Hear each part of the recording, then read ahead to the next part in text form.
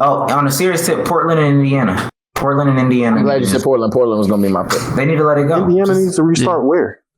I guess, you are paying Brogdon, LeVert, Miles Turner, and Sabonis. They have pieces to get rid of to get assets. Like Indiana's in a really good spot. They don't have like overly overpaid pieces, but they do have good talent. Get rid of them. Get rid of them. Start over. And I know they haven't been hanging on. Like true answer to this question is Portland.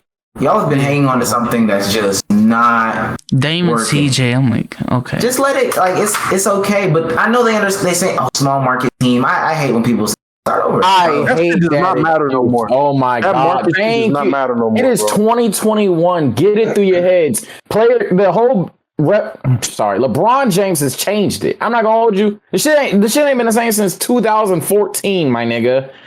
This small market shit is. Even 2012, I'd even argue it's gone. It's really gone now. Teams don't go to New York and think Knicks anymore. They go, oh, look what Kenny Atkinson is doing. Look at what they got going on there. Let me join the Nets instead of the Knicks. They don't go to the Lakers and be like, oh, yeah, Lakers now. We got to wear the purple and gold. Yeah, it matters a little bit, but not enough. But I think for the Blazers, they're talking about in the sense of if Dame and CJ are here, we're at least going to be competitive, probably a perennial playoff team, and we will sell more tickets every year. That's where they're coming from. I mean, that's fine, but a lot of people look at it from the player aspect of who wants to play in a small market team. That's really where a lot of people look at it from, like the casual fan and people like that. They don't look at it from the standpoint of how the teams run it as a business. They look at it from players. Players want to in their minds, players want to play in the LA because of the opportunities they have, like a LeBron with the commercials and everything, or they want to play in big markets like New York and all these major markets when that's not the case. You can legit go to any team in the NBA and flourish off the court. Like plenty of players showed it. Dame showed if you go to Portland and you are great, you can be a star in the league. Like that's all people need to see. I'm not gonna act like there's not like a whole band. Like there's a difference, I believe. I mean, there's a difference, but it's not like it's not how it was in the 90s and 80s. Like how it was back then with the markets, because of the fact that ever since social media has been like huge with sports, the markets ain't mattered as much to players. Now the teams, obviously markets matter. Like we're not saying that. For the business side of things, markets matter. But for a player going into free agency and he's like, all right, I got 3 teams to pick. I want to pick 3 teams to look at or whatever. The last thing they're worried about is,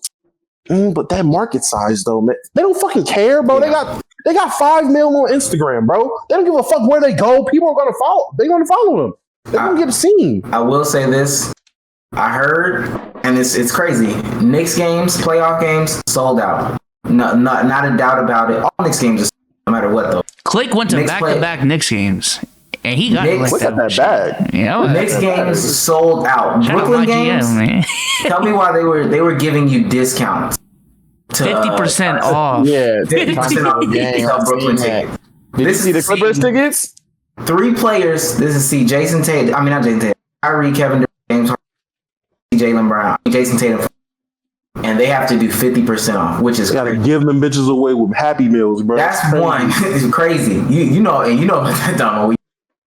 Donald, they got the Hawks tickets. All right. The other thing that I was gonna say was, I think the other big problem is that NBA teams. I don't know why. I don't know how they do this. I don't know why they do this. They almost like coerce players into getting into these press conferences where they say, "Yeah, I'll be a so and so for." I hate that they have Dame out here saying that he'll be a trail. I hate that they had Kyrie with his back up against the wall at the Celtics media day, and he had to say, "Well, I plan on staying here." No. They didn't do that. Like that was out of Kyrie's will. Like that wasn't even like they were like, if y'all will welcome me back, and no question posed. It was just Kyrie. Here's the mic. What you got to say?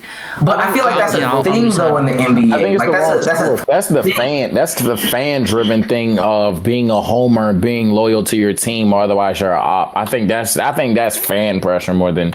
It's a thing. It's not a thing in any other sport to go out there and say, "Hey," and I'm not saying that they forced them, like, oh, because now mind you, there have been fans have asked questions or people have asked questions. Hey, what are you planning on? Blah blah blah. But it's still a thing that's expected. And when they don't do it, it's like people write articles saying, Kyrie hasn't said anything about his free agency, and he hasn't said he'll be a Celtic for life. In other sports, it doesn't work like that. And I hate that for basketball. Then that creates the narrative as well. What kind of sports? Because they do that in football. Where do they do that at? For who?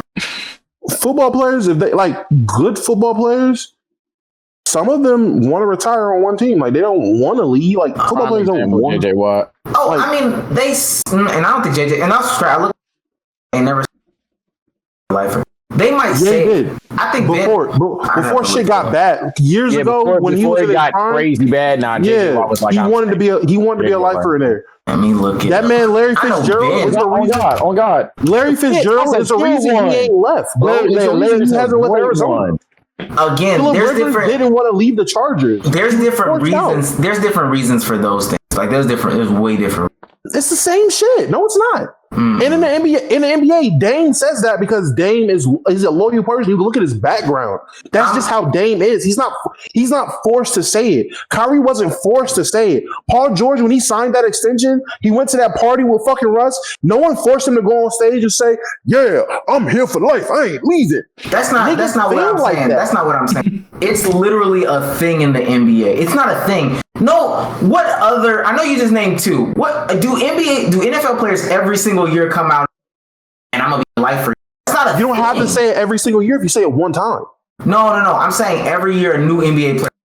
Every year there's a new NFL player say this.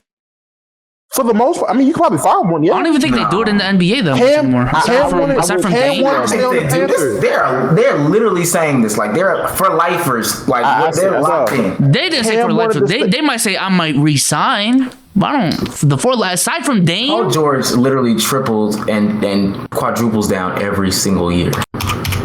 But that's not a full lifer. Cam wanted to be a lifer with the Panthers. He wanted to stay with the Panthers. There's plenty of players in the NFL that want to stay with their teams and let that be known they want to stay with their team. And they end up getting cut or leave because that's not something teams make players do. That's just a player thing. Like players do that. Oh, we tripping like shit. Franchise quarterbacks, GG. I ain't gonna hold you. Franchise quarterbacks, once they get that team, that's their team. They again, that's a whole that's comfortability. That's making it around it. And it's the same thing in the NBA. Franchise quarterbacks across the board, they hate leaving. That's the same thing in the NBA. Dame is comfortable in Portland, therefore he doesn't want to leave. That's the. But see, I don't think that's the thing in the NBA because people move around all the time. Ben Roethlisberger hasn't left because I don't want to say it on the podcast. He wants to retire a Steeler. That's not why. This man, oh my wow. Okay, so Sage knows why, but wait. Hold on. All these players you named in the NBA, like the players that end up leaving after they say they want to be lifers, they want to stay, right? Isn't there one constant? They make this claim, and then something catastrophic happens that deters their whole mental demeanor and changes how they thought, and then they leave. Kyrie wanted to stay with the Celtics, racist Celtics shit, fans disrespecting Kyrie. Kyrie leaves. Paul George wants to stay in Oklahoma City, calls up playoff P, performs bad in the playoffs, niggas troll him immensely, nigga leaves. That wasn't that's why you leave. His daddy Kawhi called him and because he was, but if he was happy in OKC, he would have stayed. There was a reason he wanted to go. Paul George was traded. That's what I'm saying. But he okayed but didn't he have say so in the trade or whatever? I don't think so. I mean, even if he did, I say didn't he have a no trade clause? Yeah, he initially wanted to go to LA since the get go, but he was traded to OKC from Indiana. But then he resigned to OKC though. Then it was like, I ain't leaving. I'm gonna stay. I'm here to stay. But then he underperformed long term though because he just got resigned this season, like earlier. The contract went that long. Somebody had to find the JJ Watt thing. You're not saying. I mean, JJ Watt. I could have sworn JJ Watt said. Oh, look up JJ Watt's interview on Pat McAfee. Yeah, like talk about it then. This next team going crazy. He just be talking. Just look up JJ Watt and Pat McAfee because that's when he was talking about him leaving and how bad he wanted to stay with Houston and all that shit and how bad it got. Like he tells the whole story there. There you go. I get about how bad you want to. That doesn't. he's gonna. Like, he requested the trade. Thank you. I'm pretty sure Paul George was the one that set that trade shit in motion for real. Like he had to say so. To go to the Clippers, but he never. In that case, I'm not saying in that case, my argument would be he never wanted to be there to begin with. He was put there. Paul George didn't want to go to the Clippers. Well, yeah, he was put. Yeah, okay, see, I'm not saying that, but he came out his mouth and said he wanted to stay. He did get comfortable and content there, and he said he wanted to stay. Paul George literally got because he had the option. He had the option to go to LA and chose not to. Paul George got a call in the middle of the night from Kawhi Leonard. And, hey, I won't go to the Clippers unless you're there. Make that happen. Paul George got on the phone, organization leaders and all that, and made that trade happen. Not whoever said something in it. Like he dead ass took Kawhi Leonard for him to even think about moving. He was gonna go back to OKC the next. His daddy called him, say, "Come on." Why'd you have to say it like that? Mm-hmm. All right, bro. Q&A time. Crazy. All right, join the Discord, man. We're about to bring some people up.